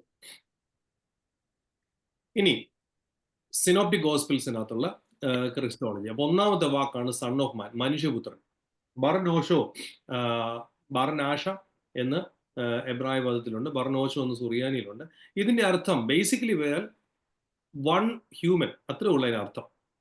പക്ഷെ ഈ വൺ ഹ്യൂമൻ എന്നുള്ളതിന് പകരം ദ ഹ്യൂമൻ എന്ന് മനസ്സിലാക്കത്തക്ക വിധത്തിലാണ് ഇവര് അത് എഴുതിയിരിക്കുക. ഞാൻ ഇംഗ്ലീഷിൽ പറഞ്ഞാൽ നിങ്ങൾക്ക് കുറച്ചുകൂടെ മനസ്സിലാവുന്ന വിചാരത്തില്ല അങ്ങനെ പറയുന്നത് കേട്ടോ. ഒരു പ്രത്യേക മനുഷ്യൻ, ഈ ദ എന്ന് പറയുന്ന ഡെഫിനിറ്റ് ആർട്ടിക്കിൾ ഏതെങ്കിലും ഒരു പദത്തിന്റെ മുമ്പിൽ നമ്മൾ വെച്ച ഒരു നൗണിന്റെ മുമ്പിൽ വെച്ചാൽ അതിനെ പ്രത്യേകം എടുത്ത് കാണിക്കും. ഇംഗ്ലീഷിൽ അങ്ങനെയാണല്ലോ. We were going by train. The train that we were going was going at a speed of 100 miles per hour. We were going by train എന്ന് പറഞ്ഞാൽ നമ്മൾ ഏത് ട്രെയിനെ വേണമെങ്കിലും കയറാം. പക്ഷേ നമ്മൾ കയറുന്ന ഒരു പ്രത്യേക ട്രെയിനാണ്, അത് 100 മൈൽ സ്പീഡിൽ പോകുന്നു. അപ്പം കേൾക്കുന്നവർക്ക് മനസ്സിലായി ഇവൻ കയറിയ ട്രെയിനിന്റെ സ്പീഡിനെ കുറിച്ചാണ് പറയുന്നത്. അപ്പൊ അങ്ങനെ ദ ഹ്യൂമൻ എന്ന് പറയുന്നത് അങ്ങനെ ഒരു വാക്കാണ് ഏത്? മനുഷ്യപുത്രൻ. അപ്പൊ ഈ മനുഷ്യപുത്രൻ എന്ന് പറയുന്നത് ഇത് ചോദ്യം ഉണ്ടെന്ന്. പൗലോസ് എഴുതിയിരിക്കുന്നതിനൊക്കെ നമ്മുടെ ലേഖനങ്ങൾ എന്ന് പറയുന്നു, മറ്റേതിനൊക്കെ നമ്മൾ സുവിശേഷങ്ങൾ എന്ന് പറയുന്നു. അതെന്താ അതിന്റെ കാരണം? എന്താ അതിന്റെ ഡിഫറൻസ് വരുന്നത്? പൗലോസും യേശുക്രിസ്തുവിനെ സംബന്ധിച്ച കാര്യങ്ങളല്ലേ പറഞ്ഞിരിക്കുന്നത്? കറക്റ്റ്. പൗലോസ് പറഞ്ഞിരിക്കുന്ന കാര്യങ്ങൾ എന്ന് പറയുന്നത് അതിന്റെ തിയോളജിയുടെ കോണ്ടെക്സ്റ്റിലേക്ക് കൂടുതൽ ഇറങ്ങുക ചെയ്തത്. എന്നാൽ സുവിശേഷങ്ങൾ എന്ന് പറയുന്നത് യേശുക്രിസ്തുവിന്റെ ജീവിതത്തിൽ അവൻ എങ്ങനെ ഈ സുവിശേഷത്തിന്റെ പഠനങ്ങളും അല്ലെ സുവിശേഷത്തിന്റെ വിശ്വാസ പാഠങ്ങൾ എങ്ങനെ കാണിച്ചു തന്നു എന്നുള്ളത്, അവന്റെ ജീവിതവുമായി ബന്ധപ്പെട്ട് വിശ്വാസ പാഠങ്ങൾ എങ്ങനെ കാണിച്ചു തന്നു എന്ന് പറയുന്നിടത്താണ് സുവിശേഷങ്ങൾ. അതേസമയത്ത് പൗലോസ് പറയുന്നത് എന്താണ്? ഇതുമായി രക്ഷയുമായി ബന്ധപ്പെട്ട ആശയങ്ങളാണ് പറയുന്നത്. ചരിത്രപരമായ വസ്തുതകൾ അതിനകത്ത് കുറവാണ്, ആശയപരമായ വസ്തുതകൾ ആണ് മിക്കവാറും ഉള്ള എല്ലാം. ഞാൻ ഗലാത്യയിലേക്ക് പോയി, ഗലാത്യ ലേഖനത്തിൽ ഞാൻ അറബിയയിലേക്ക് പോയി എന്ന് പൗലോസ് എഴുതുന്നുണ്ട്. ഞാൻ അങ്ങനെ അല്ലാതെ ലേഖനങ്ങളിൽ ചരിത്രപരമായ പ്രത്യേകിച്ച് കാര്യങ്ങളൊന്നും തന്നെ നമുക്ക് കാണാൻ പറ്റും. പക്ഷെ ആശയങ്ങൾ ഇഷ്ടം പോലെ ഉണ്ട്. അപ്പൊ അവരെ ആശയങ്ങൾ പറഞ്ഞ് മനസ്സിലാക്കാനാണ് പൗലോസ് ശ്രമിച്ചത്. അതിനൊരു കാരണം കൂടിയുണ്ട്. പൗലോസ് ലേഖനങ്ങൾ എഴുതിയ കാലത്ത് യേശുക്രിസ്തുവിനെ കണ്ടവരും തൊട്ടവരും അറിഞ്ഞവരും മനസ്സിലാക്കി നേരിട്ട് ഇൻ പേഴ്സൺ അറിയാവുന്ന ആളുകളൊക്കെ അവിടെ ഉണ്ടായിരുന്നു. അവരോട് കർത്താവ് ആരാന്ന് പിന്നെ പറഞ്ഞു കൊടുക്കേണ്ട ആവശ്യം ഇല്ലായിരുന്നു. അതേസമയത്ത് സുവിശേഷങ്ങൾ എഴുതി തുടങ്ങിയ സമയത്ത് കർത്താവ് ഓൾറെഡി മരിച്ചു. കർത്താവിനെ കണ്ടവര് മരിച്ചു. കർത്താവിനെ കണ്ടവരും മരിച്ചു തുടങ്ങി. അപ്പൊ പിന്നെ അല്ലാത്തവർക്ക് വേണ്ടിയിട്ട് എഴുതുക. അതുകൊണ്ടാണ് പരിശുദ്ധനായ ലൂക്കോസ് എഴുതുന്നത്, ശ്രീമാനായ തെയോഫിലോസേ, അനേകം പേര് പലതും എഴുതാനൊക്കെ ശ്രമിച്ചു, പക്ഷേ ഒരു ശരിയാമണ്ണമുള്ള ഒരു അക്കൗണ്ട് ഇതുവരെ ഉള്ളതായിട്ട് എനിക്ക് തോന്നുന്നില്ല. അതുകൊണ്ട് ഞാൻ ഒരെണ്ണം നിന്നെ പഠിപ്പിക്കാൻ വേണ്ടിയിട്ട് എഴുതും. ഇതൊക്കെ സത്യമാണെന്ന് എനിക്ക് ബോധ്യമുണ്ട്. ലൂക്കോസ് ആരായിരുന്നു? അല്ല, ശിഷ്യന്മാരുടെ ശിഷ്യൻ. ഏത് ശിഷ്യന്റെ ശിഷ്യൻ? പൗലോസിന്റെ ശിഷ്യനായിരുന്നു. ഏതായാലും പറഞ്ഞതല്ലേ, ലൂക്കോസ് ഫിസിഷ്യൻ ആയിരുന്നു പറഞ്ഞില്ലേ? എല്ലാ വൈദ്യന്മാരുടെയും കാവൽപിതാവാരാ? ഇക്കൂട്ടത്തിൽ ആരെങ്കിലും ഈ മെഡിക്കൽ രംഗത്തുണ്ടെങ്കിൽ നിങ്ങൾ എല്ലാവരും ജോലിക്ക് തുടങ്ങുന്നതിന് മുമ്പായിട്ട് പരിശുദ്ധനായ ലൂക്കോസിന്റെ മധ്യസ്ഥയിൽ ഒന്ന് പ്രാർത്ഥിക്കണം കേട്ടോ. I hope I'm making sense. പരിശുദ്ധനായ ലൂക്കോസ്, നിങ്ങളൊരു പേഷ്യന്റിനെ കാണാൻ പോകുന്നതിന് മുമ്പായിട്ട് പരിശുദ്ധനായ ലൂക്കോസെ എനിക്ക് വേണ്ടിയിട്ട് മധ്യസ്ഥത അപേക്ഷിക്കണമെന്ന് പറഞ്ഞു വേണം തുടങ്ങാൻ. ഒരു കൊച്ചുകാരിയോട് പറയാം, കന്യക ഗർഭിണിയായി എന്ന് പറയുമ്പോൾ അവൾ കന്യകയായിരുന്നു എന്ന് സാക്ഷിക്കുന്നത് ആരാ?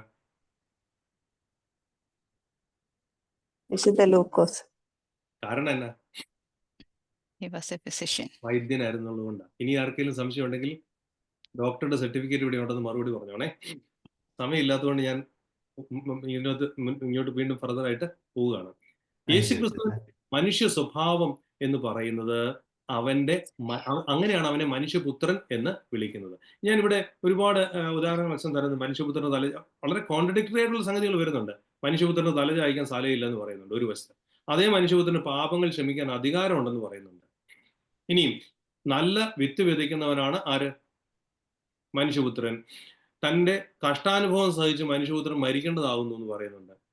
ഇനിയും അന്ത്യകാലത്ത് സംഭവിക്കുന്ന എന്താ? മനുഷ്യപുത്രന്മാരുടെ വെളിപ്പാട് എന്നും പറഞ്ഞ് വീണ്ടും വരുന്നുണ്ട്. ഇതെല്ലാം സുവിശേഷങ്ങളിലുള്ള കാര്യങ്ങളാണ്.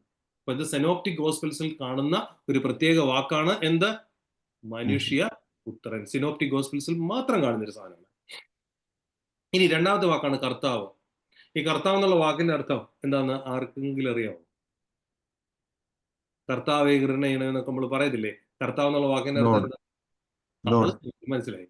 മലയാളത്തിൽ ആ വാക്കിന് ഒരു അർത്ഥം പറ. രക്ഷകനാണോ? അല്ല. വീണ്ടെടുപ്പുകാരൻ. സൃഷ്ടാവ്. ഹാരിസൺ. അന്ന് ഹാരിസൺ. അല്ല, ഒന്നും അല്ല, ഒന്നും അല്ല. നടത്തിപ്പുകാരൻ. അതങ്ങനെ. അല്ല. പിതാവ്. തോറ്റെന്ന് പറ, എനിക്കൊരു സന്തോഷം വരാം. കർമ്മം ചെയ്യുന്നവൻ കർത്താവ്. അല്ല അല്ല അല്ല. ഞാൻ നിങ്ങളെ നിങ്ങൾ ഉറങ്ങാതിരിക്കാൻ വേണ്ടി ഞാൻ ഇതിങ്ങനെ ചോദിക്കുന്നത് കേട്ടോ. ആർക്കെങ്കിലും ഞാൻ $1000 ഗിഫ്റ്റ് കാർഡ് തരാന്ന് പറഞ്ഞാൽ എത്രയും വരുമോ? ഇപ്പൊ വരും അല്ലേ? കർത്താവ് എന്നുള്ളത് മനസ്സിലാക്കാൻ എളുപ്പമാർഗം പറയാം. നിങ്ങൾ ആരെങ്കിലും റെന്റിൽ താമസിച്ചിട്ടുണ്ടോ? അപ്പാർട്ട്മെന്റിൽ റെന്റിൽ താമസിച്ചിട്ടുണ്ടോ? ഉണ്ട്. ഉണ്ട്. അപ്പം നമുക്ക് അപ്പാർട്ട്മെന്റ് റെന്റ് ചെയ്യുന്ന ആളുടെ പേരെന്നാ? Landlord. ഉടയവൻ. അത് തന്നെ, ഉടയക്കാരൻ എന്ന് പറയത്തില്ലേ? ഉടയവൻ. എന്ന് പറഞ്ഞ എന്റെ ഉടമസ്ഥത ആർക്കാ? കർത്താവിന്. അപ്പൊ ഈ അടിമ ഉടമ ബന്ധമാണ് ഇവിടെ അടിസ്ഥാനപരമായിട്ട് ഉദ്ദേശിക്കുന്നത്. പക്ഷെ ഒരു വ്യത്യാസമുണ്ട്. റോമ സാമ്രാജ്യത്തിൽ അടിമ എന്ന് പറഞ്ഞാൽ അടിമയ്ക്ക് യാതൊരു റൈറ്റും ഇല്ല, ഒരു റൈറ്റും ഇല്ല, വെറുതെ അടിമ. അതേ സമയത്ത് യഹൂദന്മാരുടെ കൂട്ടത്തിൽ അടിമകൾക്ക് പല റൈറ്റും ഉണ്ടായിരുന്നു. അങ്ങനെയുള്ള ഒരു അടിമ ഉടമ ബന്ധമാണ് കർത്താവ് എന്നുള്ള വാക്കുകൊണ്ട് ഉദ്ദേശിക്കുന്നത്. അത് ഇവിടെ ഈ 89-ാം പേജിൽ കൃത്യമായിട്ട് വളരെ ബ്യൂട്ടിഫുൾ ആയിട്ട് എഴുതിയിട്ടുണ്ട്. അത് നിങ്ങളൊന്ന് വായിച്ചു നോക്കണം. യേശുക്രിസ്തു അതുകൊണ്ടാണ് ഞാൻ ഇനി മുതൽ നിങ്ങളെ ദാസന്മാരെന്ന് വിളിക്കുന്നില്ല, പകരം സ്നേഹിതന്മാരെന്ന് വിളിക്കുന്നു എന്ന് കർത്താവ് കൃത്യമായി. ഇനി ഞാൻ നിങ്ങളെ കർത്താവ് എന്ന് വിളിക്കുമ്പോൾ നിങ്ങൾ എൻ്റെ തുല്യരായി, നിങ്ങൾ എൻ്റെ പുത്രന്മാർ, എൻ്റെ സഹോദരൻ. അതുകൊണ്ട് മാമോദീസ ഏൽക്കുന്ന സമയത്ത് നമ്മൾ ആരായിട്ടാണ് മാമോദീസ ഏൽക്കുന്നത്? യേശുക്രിസ്തുവിന് സഹോദരങ്ങളായിട്ട്, സഹോദരനും സഹോദരിയുമായിട്ടാണ്. So please understand that.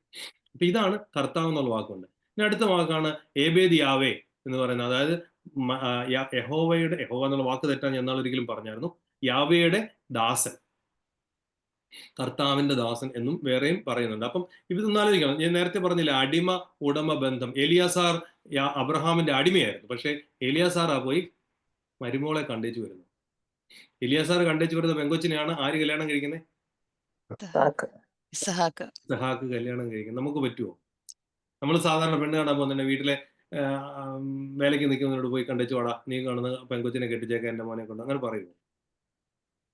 പക്ഷെ അന്നത്തെ കാലത്ത് അതുണ്ടായിരുന്നു. അപ്പം ഈ അടിമ ഉടമ എന്ന് പറയുന്ന ബന്ധത്തിന് വളരെ വ്യത്യസ്തമായ ഒരു അർത്ഥം, അടിമ എന്നുള്ള വാക്കിന് തന്നെ വ്യത്യസ്തമായൊരു അർത്ഥമായിരുന്നു ഉണ്ടായിരുന്നത്.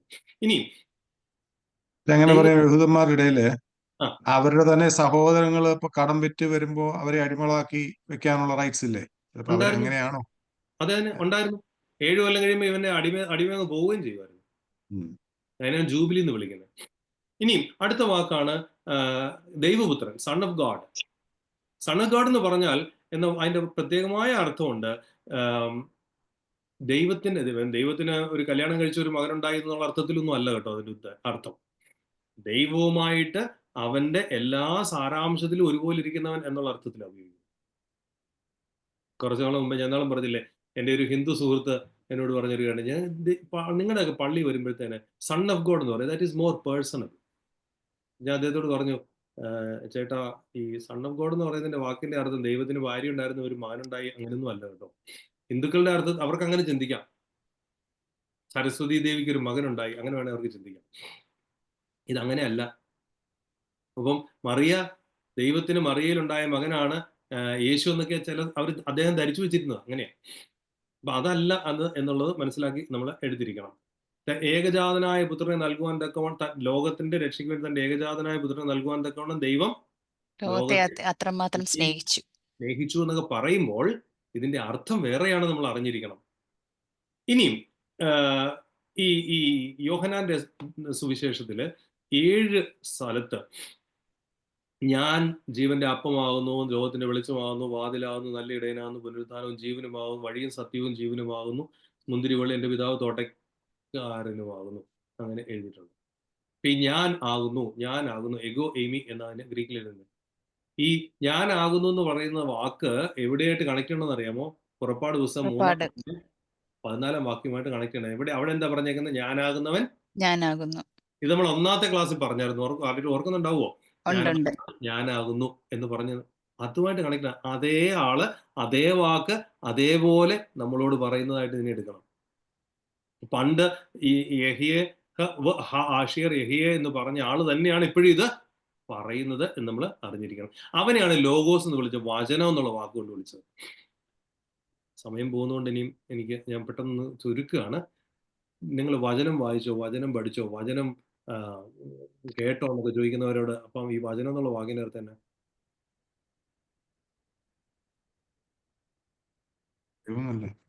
അച്ഛൻ ഈ വേണ്ടാതിനെല്ലാം ചോദിച്ചു കൊടുക്കേ.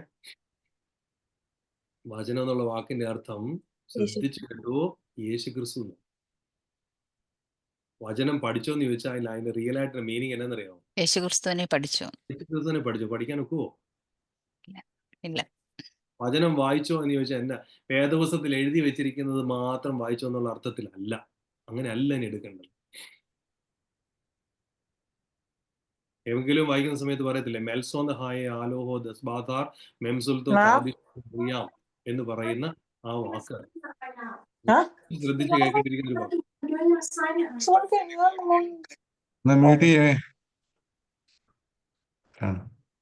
Saint Gregorios Orthodox Church. പ്രത്യേകിച്ച് നമ്മൾ കേൾക്കേണ്ടിയിരിക്കുന്ന ഒരു വാക്കാണ് ഇത്. പരിശുദ്ധ കന്യാമറിയാമിൽ ജനിച്ച ജീവന്റെ വചനവും നമ്മുടെ കർത്താവും നമ്മുടെ ദൈവവും നമ്മുടെ രക്ഷിതാവുമാകുന്ന യേശുമിശിഹാ തമ്പുരാന്റെ മനുഷ്യാവതാര വ്യാപാര കാലത്ത് നമ്മുടെ പരിശുദ്ധ കന്യാമറിയാമിൽ നിന്നും ജനിച്ച ജീവന്റെ വചനം, അതാണ് വചനം. അപ്പൊ അത് പ്രത്യേകമായിട്ട് ശ്രദ്ധിച്ചോണം. അത് യോഹന്നാൻ ശ്ലീഹായാണ് അത് പ്രത്യേകമായിട്ട് എഴുതിയിരിക്കുന്നത്. ഇനി പരിശുദ്ധ പൗലോസിന്റെ ലേഖനങ്ങളിൽ ഈ ഫിലിപ്പിയ ലേഖനം 2-ാം അധ്യായം 6 മുതൽ 8 വരെയുള്ള വാക്യങ്ങൾ, അവൻ തന്നെത്താൻ ദൈവത്തോടുള്ള സമത്വം മുറുകെ പിടിച്ചുകൊള്ളണമെന്ന് വിചാരിക്കാതെ തന്നെത്താൻ ദാസനാക്കി തീർത്തു. ആ തന്നെത്താൻ താഴ്ത്തി എന്ന് പറയുന്ന ആ വാക്ക് കെനോസിസ് എന്നാ അതിന്റെ ഗ്രീക്ക് വാക്ക്. അതിനെ കെനോട്ടിക് ക്രിസ്റ്റോളജി എന്ന് വിളിക്കും. ഇനി അതുപോലെ തന്നെയാണ് കോസ്മിക് ക്രിസ്റ്റോളജി. പ്രാപഞ്ചികമായ സാർവലൗകികമായ സർവ്വ സൃഷ്ടിക്കുമായിട്ടും തന്നെ നിരപ്പിക്കാൻ ശ്രമിച്ചിരിക്കുന്നു എന്ന് പറയുന്ന ഒരു സാർവലൗകികത. അതാണ് പിന്നീട് ഉള്ളത്. ഇനി ഒരു പ്രധാനപ്പെട്ട സംഗതിയാണ് മധ്യസ്ഥനും മഹാപുരോഹിതനും. ഞാൻ 1 മിനിറ്റ് എക്സ്ട്രാ എടുക്കും. ദൈവമിവൻ തൻ ബലിയുമിവൻ അർപ്പകനും സ്വീകാരകനും, ദൈവമിവൻ തൻ ബലിയുമിവൻ. ഇങ്ങനെ ഒരു പാട്ട് എവിടെയെങ്കിലും കേട്ടിട്ടുണ്ടോ?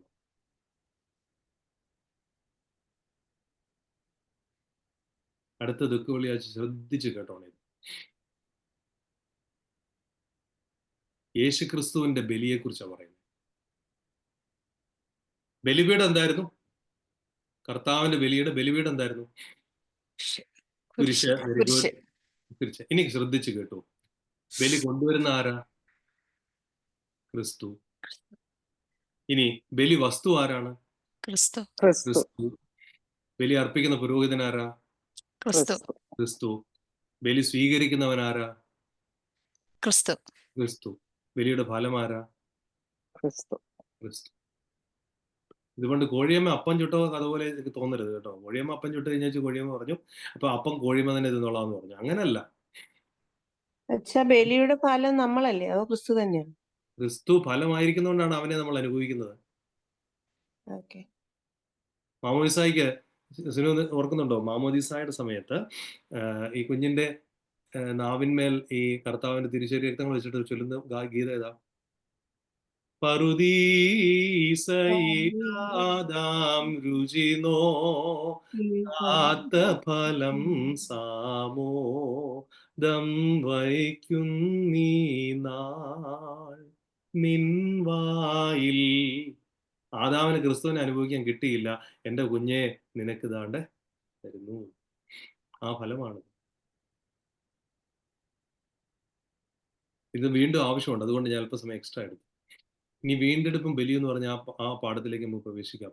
കർത്താവിന്റെ ക്രൂശുമരണത്തിന് അനേകം വ്യാഖ്യാനങ്ങൾ നൽകുന്നുണ്ട്. പരിശുദ്ധ പൗലോസിലെ പ്രത്യേകമായിട്ട് അതിനെക്കുറിച്ച് പറയുന്നുണ്ട്. തന്റെ മരണത്താൽ പാപപരിഹാരം ഉണ്ടായി, സമാധാനം ഉണ്ടായി, നിരപ്പുണ്ടായി, ലോകസ്ഥാപനം ഇറക്കപ്പെട്ട കുഞ്ഞാടാകുന്നു. അത് വെളിപ്പാട് പുസ്തകത്തിൽ ഊനമില്ലാത്ത ആട്ടിൻകുട്ടിയായി ലോകത്തിന്റെ പാപത്തെ ചുമക്കുന്ന ദൈവത്തിന്റെ കുഞ്ഞാടെന്ന് ശ്ലീഹ പറയുന്നുണ്ട്. പാപമൊഴികെ സർവ്വത്തിലും നമുക്ക് തുല്യമായി പരീക്ഷിക്കപ്പെട്ടവനാകുന്നു ക്രിസ്തു. എബ്രായ ലേഖനത്തിൽ പരിശുദ്ധ പൗലോസ്ലിയ പറയുന്നുണ്ട്. നമ്മുടെ രക്ഷയ്ക്ക് വേണ്ടി ക്രിസ്തു മരിച്ചേ ഒക്കുള്ളായിരുന്നു എന്ന് പരിശുദ്ധനായ പൗലോസ്ലിയ പറയുന്നുണ്ട്. അപ്പൊ ഇതൊക്കെ പറയുമ്പോൾ നമ്മൾ മനസ്സിലാക്കേണ്ടിയിരിക്കുന്ന ഒരു ചോദ്യമുണ്ട്. എന്താണ് വീണ്ടെടുപ്പ്? ക്രിസ്തുവിന്റെ വീണ്ടെടുപ്പ് എന്തായിരുന്നു? പലരും അപ്പൊ ഇതിനൊരു ലോജിക്കൽ ആൻസർ കാണാൻ വേണ്ടി പലരും ശ്രമിച്ചിട്ടുണ്ട്. അപ്പൊ കർത്താവ് ആർക്കും മറുവില കൊടുത്തു എന്നൊരു സംഗതിയുണ്ട്. ആദാമിന്റെ പാപം മറുവില എന്ന് പറഞ്ഞൊരു ഒരു തോട്ട് തന്നെ മർക്കോസിന്റെ സുവിശേഷം 10-ാം അധ്യായം 45-ാം വാക്യത്തിലും തിമോത്തിയോസിന് എഴുതിയ 1-ാം ലേഖനം 2-ാം അധ്യായം 6-ാം വാക്യത്തിലും കർത്താവ് തന്നെ മറുവിലയായി കൊടുത്തു എന്ന് എഴുതിയിട്ടുണ്ട്. അപ്പൊ ആർക്കാണ് മറുവില കൊടുത്തത്? അപ്പം പിതാവായ ദൈവത്തിന്. ഒറിഗൺ എന്ന് പറയുന്ന ശ്രദ്ധിച്ചു കേട്ടോണം. ഒറിഗൺ എന്ന് പറഞ്ഞ ഒരാള് പറഞ്ഞു, ഇത് പിതാവാൻ ദൈവത്തിനെ നിരപ്പിക്കാൻ വേണ്ടിയിട്ട്, പുള്ളിക്ക് ഒരു സന്തോഷം വരാൻ വേണ്ടിയിട്ട് പുള്ളി തന്നെ മകനെ അങ്ങോട്ട് അറുത്ത് കൊടുത്ത്. എവിടെ? ഇസഹാക്കിനെ അങ്ങോട്ട് കൊടുക്കാമെന്ന് പറഞ്ഞപ്പം പിന്നെ വേണ്ട, ഞാൻ എൻ്റെ മോനെ കൊടുത്തോളാം എന്ന് പറഞ്ഞു. വേറെ കുഞ്ഞാടിനെ അറുത്തോളാൻ പറഞ്ഞു. ആ കുഞ്ഞാടിന് പകരമായിട്ട് ഇവിടെ മശിയ എന്ന് പറയുന്ന കുഞ്ഞാടിനെ അറുത്തു. അപ്പം പിതാവിന് ഇതെല്ലാം കൊണ്ടൊരു സന്തോഷം വന്നു. ഇങ്ങനെയൊക്കെ പലരും വ്യാഖ്യാനിക്കുന്നു. That is wrong. പിതാവാൻ ദൈവത്തിന് ഒരാളുടെ കഴുത്ത് കണ്ടിച്ചാൽ ഒരു സന്തോഷം വരത്തുള്ളൂ? അങ്ങനെയല്ല. മറുവില എന്നുള്ള വാക്കിന്റെ അർത്ഥം എന്താണ്? ഞാൻ ഉദാഹരണം പറയാം. ഒരു കുഞ്ഞിനെ ഒരമ്മ ഒരു കുഞ്ഞിനെ എടുത്തുകൊണ്ട് നടന്നു പോകാൻ പെട്ടെന്ന് കുറച്ച് ഡെക്കോയിറ്റ്സ് വന്നിട്ട് ഈ കുഞ്ഞിനെ തട്ടിപ്പറിച്ചുകൊണ്ട് പോയിട്ട് ഇവര് അങ്ങോട്ട് പോയിരിക്കുക. അപ്പം നമ്മൾ 911 വിളിച്ചു. അവർ വന്നു കഴിഞ്ഞപ്പോഴത്തേന് ഈ ഫയർഫോഴ്സുകാരൊക്കെ വന്നിട്ട് ഈ ഫയർഫോഴ്സുകാരൻ ഈ കുഞ്ഞിനെ രക്ഷിക്കാനായിട്ട് മുന്നോട്ട് ചെന്നു. അവസാനം ഈ തട്ടിക്കൊണ്ടുപോയവരും ഫയർഫോഴ്സുകാരും തമ്മിൽ വെടിവെപ്പുണ്ടായി. ഫയർഫോഴ്സുകാരൻ മരിച്ചു, പക്ഷേ കുഞ്ഞിനെ രക്ഷപ്പെടുത്തി. അപ്പോൾ ഫയർഫോഴ്സുകാരൻ്റെ ജീവൻ കുഞ്ഞിന് വേണ്ടി കൊടുത്തു എന്ന് നമ്മൾ പെട്ടെന്നുള്ളതിൽ കയറി വ്യാഖ്യാനിക്കും. സത്യത്തിൽ ഫയർഫോഴ്സുകാരൻ ഈ കുഞ്ഞിന് വേണ്ടിയിട്ട് തൻ്റെ ജീവൻ കൊടുത്തതാണോ? കുഞ്ഞിന് വേണ്ടി ജീവൻ കൊടുത്തു എന്ന് പറയുമ്പോഴത്തേന് കാര്യം ശ്രദ്ധിച്ചോണം. ഇത് ഫയർഫോഴ്സുകാരൻ ഹോമിച്ചത് ഈ ഡക്കോയ്സിന് അവർക്ക് സന്തോഷം വരാനായിരുന്നു. അല്ല, ആ കുഞ്ഞിനോടുള്ള സ്നേഹം മൂലമായിരുന്നു. അപ്പൊ ആ കുഞ്ഞിന്റെ രക്ഷയ്ക്ക് മറുവിലയായി തന്റെ ജീവനെ കൊടുത്തു. അതായത് പിതാവാൻ ദൈവത്തിന് സന്തോഷം വരാനായിട്ട് ഒന്നുമല്ലായിരുന്നു. സിമിലർ ആണ് കർത്താവിന്റെ മരണവും. അപ്പം ഇനിയും ഒരു അനാകെഫാലയോസിസ് എന്ന് പറഞ്ഞൊരു തിയറി അതൊന്നുകൂടെ ഒന്ന് വിശദീകരിച്ച് പറഞ്ഞാലേ, നമ്മൾ ഒന്ന് ചിന്തിച്ചു നോക്കിയാല് പിതാവാം ദൈവത്തിന്റെ നീതിമാനായ ദൈവത്തോട് നിരപ്പാക്കുവാൻ, ആ നീതിയോടൊപ്പം ആകുവാണെങ്കിൽ നമ്മുടെ ആ നീതി ആ ലെവലിൽ എത്താൻ വേണ്ടിയല്ലേ ഒരു ബലിയല്ലേ? കാരണം യേശു ക്രിസ്തുവിന്റെ We are coming to that, Nelson. We are coming to that. Okay. So please hold. ക്ഷമിക്കണം, ഞാൻ ഹോൾഡ് ചെയ്യാൻ പറയുന്നത് സമയം കുറവായിരിക്കും എന്നുള്ളൊരു കാരണം കൂടി ഉണ്ട്. ഇപ്പൊ ഈ റാൻസം തിയറിയിലേക്ക് നമുക്ക് വീണ്ടും വരാം. അപ്പം അനാകെഫാലിയോസിസ് എന്ന് വിളിക്കുന്ന ഒരു റീകാപ്പിച്ചുലൈസേഷൻ, അത് സൃഷ്ടിയുടെ തല നഷ്ടപ്പെട്ടു പോയി. നഷ്ടപ്പെട്ടു പോയ സൃഷ്ടിക്ക് പുതിയൊരു തലയായി ക്രിസ്തു വന്നിരിക്കുന്നു. അപ്പൊ അതാണ് ഈ സഭയുടെ ശിരസ് ക്രിസ്തു എന്ന് പറഞ്ഞ് പരിശുദ്ധ പൗലോസ്ലീഹ പറഞ്ഞ ആശയവും. അപ്പം അതൊരു കൊള്ളാവുന്ന ഒരു ആശയം. അപ്പൊ അത് പരിശുദ്ധ ഐറേനിയൂസ് പറഞ്ഞു. ഇപ്പം ഈ ആൻസലം ഓഫ് കാന്റർബറി എന്ന് പറഞ്ഞാൽ, കാന്റർബറിയിലെ ആർച്ച് ബിഷപ്പായിരുന്ന ആൻസലം എന്ന് പറഞ്ഞ ആള് ഇതുപോലൊരു തിയറി കൊണ്ടുവന്നു. പിതാവാൻ ദൈവത്തിനെ തൃപ്തിപ്പെടുത്താൻ വേണ്ടിയിട്ടായിരുന്നു. അപ്പം എന്താണ് പിതാവാൻ ദൈവത്തെ തൃപ്തിപ്പെടുത്തിയ അർത്ഥം? മാനവജാതി അനുസരണക്കേട് കാണിച്ചു, ക്രിസ്തു അനുസരണം കാണിച്ചു, അതുകൊണ്ട് മാനവജാതിക്ക് രക്ഷയുണ്ടായി എന്നും പറഞ്ഞ് ആൻസലം വന്നു. പക്ഷേ ഈ ദൈവത്തിന്റെ നീതിയെയാണ് അവിടെ അദ്ദേഹം ഊന്നി പറയാനായിട്ട് എംഫസൈസ് ചെയ്യുന്നത്, അതിന്റെ ശ്രമിക്കുന്നത്. അപ്പം എന്താണ് ദൈവത്തിന്റെ നീതി? ദൈവത്തിന്റെ നീതി എന്ന് പറയുന്നത് തെറ്റ് ചെയ്യുന്നവൻ ശിക്ഷ അനുഭവിക്കണം, അതാണ് നീതി. പക്ഷേ ഇതിന്റെ മറുവശമായിട്ട് ദൈവത്തിന്റെ കാരുണ്യമുണ്ട്. പാപി മരിപ്പാൻ ഇഷ്ടം ഇല്ലാത്ത ദൈവം പാപി മരിക്കണമെന്നോതിയ ദാവീദ് പാപം ചെയ്തപ്പോൾ എൻ കർത്താവാമുടയോനെ കനിയണമെന്നോടെന്നോതി പിഴപോൽ പകരം വീട്ടരുതേ സർവാധീശാതേ സ്തോത്രം എന്നിങ്ങനെ രാത്രി പ്രാർത്ഥനയെ ചൊല്ലുന്ന ഒരു ഗീതമുണ്ട്. അപ്പം ഇതുപോലെ അല്ല ദൈവം പ്രവർത്തിക്കുന്നത്. മനുഷ്യന്റെ നീതിയും ദൈവത്തിന്റെ നീതിയും രണ്ടാണ് എന്നുള്ളത് കൊണ്ട് ആൻസലത്തിന്റെ തിയറി നമ്മുടെ പിതാക്കന്മാര് അക്സെപ്റ്റ് ചെയ്തില്ല. ഇനിയും ഹൃദയത്തിന്റെ ഒരു പരിവർത്തനം, മോറൽ ഇൻഫ്ലുവൻസ് തിയറി, ദൈവം മരിച്ചത് ഒരു മോറൽ ഇൻഫ്ലുവൻസ് മനുഷ്യന് കൊണ്ടുവരാൻ വേണ്ടിയിട്ടായിരുന്നു എന്നും പറഞ്ഞ് പീറ്റർ ആബലാഡ് എന്ന് വിളിക്കുന്ന ഒരു ഇംഗ്ലീഷ് പണ്ഡിതൻ വാദിച്ചുകൊണ്ടിരുന്നു. ഒരു മോറൽ ഇൻഫ്ലുവൻസ് തിയറി. അത് കഴിഞ്ഞിട്ട് പിന്നെ ഒരു കാര്യം, പീനൽ സാറ്റിസ്ഫാക്ഷൻ തിയറി. കർത്താവ് സ്വന്തം മനസ്സാലെ ശിക്ഷ ഏറ്റു. എന്തിനാണ് സ്വന്തം മനസ്സാലെ ശിക്ഷ ഏറ്റത്? തൻ്റെ പാപിയോട് ഏകീകരിക്കപ്പെട്ടിട്ട്, പാപിയുമായിട്ട് സമരസപ്പെട്ടിട്ട് പാപിയെ രക്ഷിക്കാനായിട്ട് അവൻ മരിച്ചു എന്നിങ്ങനെ പറയുന്നു. പക്ഷെ അതും കറക്റ്റ്, അത് ശരിയാണ്, പക്ഷെ പൂർണ്ണതയെ അതിനെ ഉൾക്കൊള്ളുന്നില്ല. പക്ഷെ ഇതിനകത്തൊക്കെ അപ്പുറത്തായിട്ട് പരിശുദ്ധനായ അത്തനാസിയൂസ് പറയുന്ന ഒരു സംഗതിയുണ്ട്. അതിനാണ് അദ്ദേഹം പറയുന്നുണ്ട്, നിങ്ങൾ എല്ലാവരും കേട്ടിട്ടുണ്ടാവുമല്ലോ അല്ലെ, മനുഷ്യപുത്രന്മാരെ ദൈവപുത്രന്മാരാക്കാൻ വേണ്ടിയിട്ട് ദൈവപുത്രൻ മനുഷ്യപുത്രനായി. സത്യത്തിൽ ഇത് മനുഷ്യാവതാരത്തെ വളരെ ബ്യൂട്ടിഫുൾ ആയിട്ട് വിശദമാക്കുന്ന ഒരു കൺസെപ്റ്റാണ്. അവിടെയാണ് ദൈവത്തിന്റെ നീതിയും ദൈവത്തിന്റെ സ്നേഹവും ദൈവത്തിന്റെ കരുണയും നമുക്ക് മനസ്സിലാക്കാൻ പറ്റും. ഇതാ നെൽസൺ നേരത്തെ ചോദിച്ചപ്പോൾ ഞാൻ അതിലേക്ക് വരാമെന്ന് പറഞ്ഞത് അതുകൊണ്ടാണ്. ദൈവത്തിന്റെ നീതി മനുഷ്യനെ ശിക്ഷ അനുഭവിക്കേണ്ടതാണ് എന്ന് പറയുമ്പോൾ അവന്റെ കരുണ മനുഷ്യൻ ശിക്ഷ അനുഭവിക്കുന്നത് കൊണ്ട് അവന്റെ പൂർണ്ണമായ റെസ്റ്റിറ്റ്യൂഷൻ പറ്റില്ല എന്ന് അറിയാവുന്നത് കൊണ്ടും മനുഷ്യനെ രക്ഷയിലേക്ക് കൊണ്ടുവരാൻ വേണ്ടിയിട്ട് ദൈവത്തിന് മാത്രമേ സാധിക്കുകയുള്ളൂ എന്നുള്ളത് കൊണ്ടും ദൈവം മനുഷ്യനായി തീർന്നു. എനിക്ക് വളരെ ഇഷ്ടമുള്ളൊരു ഉദാഹരണമാണ് ഈ അഞ്ജലി എന്ന് വിളിക്കുന്ന ഒരു മൂവി ഉണ്ടായിരുന്നു പണ്ട്. പിന്നെ അത് ഈ കുഞ്ഞ് ഈ ഓയിൽ വെല്ലിനകത്തേക്ക് വീണു പോകും. എന്നെ രക്ഷിക്കാൻ, എന്നെ പിടിക്കാൻ പോകും തോറും ഇത് തെന്നി താഴ്ത്തു പോകും. പ്രവാചകന്മാരൊക്കെ ഒന്ന് രക്ഷിക്കാൻ നോക്കി തെന്നി താഴ്ത്തു പോയിക്കൊണ്ടിരിക്കുക. അവസാനം ഒരാൾ ചെന്നതിനെ എടുത്തുകൊണ്ട് വരിക. ഈ ഡൈവ് ചെയ്യുന്നവൻ്റെ ഒരു തിയോളജി എന്നും പറഞ്ഞ് നമുക്ക് ദുഃഖശനിയാഴ്ചത്തെ പ്രാർത്ഥനകൾക്കകത്തും കുളിക്കുന്നവനെ പോലെ അവൻ പാതാളത്തിലേക്ക് ഇറങ്ങി എന്നിങ്ങനെ. കുളിക്കുന്നുള്ള വാക്ക് എതിരെങ്കിലും ഡൈവിങ് ചെയ്യുക എന്നുള്ളതാണ്. എന്താ പറയുക, പാതാളത്തിലേക്ക് കർത്താവ് ഡൈവ് ചെയ്ത് പോയിട്ട് അവിടുന്ന് ആദാമിനെ എടുത്തുകൊണ്ട് വന്നു. ആ ഡൈവിങ് ആയിരുന്നു എന്ത്? മരണം. ആ താഴോട്ട് പോയിട്ട് അവനെ എടുത്തുകൊണ്ടേക്ക് വന്നു. അതാണ് രക്ഷ. ഇപ്പൊ 24 സങ്കീർത്തനം വായിച്ചു നോക്കുമ്പോഴേ അവിടെ എന്താ എഴുതിയിരിക്കുന്നത്?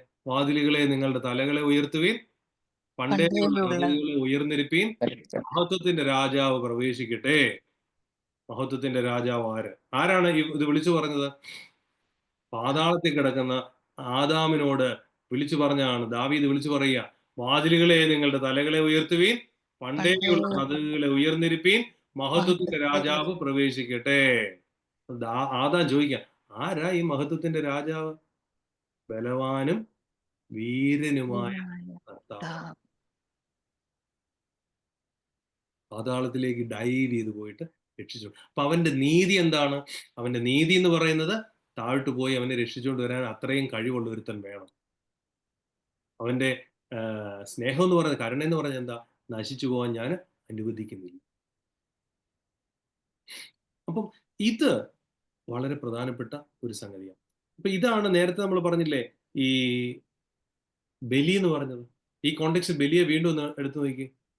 ബലി വസ്തു ബലി കൊണ്ടിരുന്ന ആരാണ്? ക്രിസ്തു. ബലി വസ്തു ആരാണ്? ക്രിസ്തു.